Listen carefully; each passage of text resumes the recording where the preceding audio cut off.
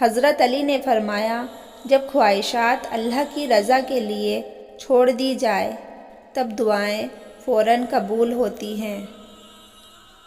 حضرت علی نے فرمایا، جو شخص بے بسی کے وقت 5 بار یا ربنا کہے، اللہ پاک اسے جو وہ دعا مانگتا ہے وہ عطا کرتا ہے۔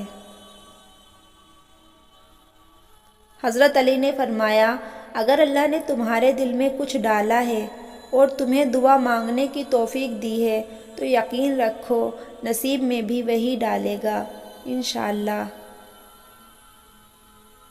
حضرت علی نے فرمایا، زیادہ سوچنے سے بہتر ہے استغفار کیا جائے۔ زیادہ سوچنا مشکلات کو بڑھاتا ہے اور استغفار مشکلات کا حل ہے۔ حضرت علی نے فرمایا، کبھی بھی لوگوں کی باتوں سے پریشان نہ ہونا، کیونکہ آپ نے اپنا حساب رب کو دینا ہے، ان لوگوں کو نہیں۔ مولا علی فرماتے ہیں، اگر کسی کی تکلیف دیکھ کر تمہیں تکلیف ہونے لگے تو سمجھ لینا تم اللہ کے بنائے ہوئے بہترین انسان ہو۔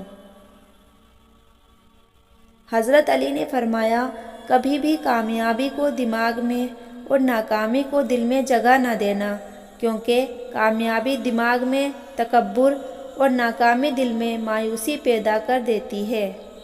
حضرت علی نے فرمایا، وہ جگہ چھوڑ دو جہاں تمہارے احساس اور تمہارے الفاظ کی قدر نہ ہو، چاہے پھر وہ کسی کا دل ہو یا گھر۔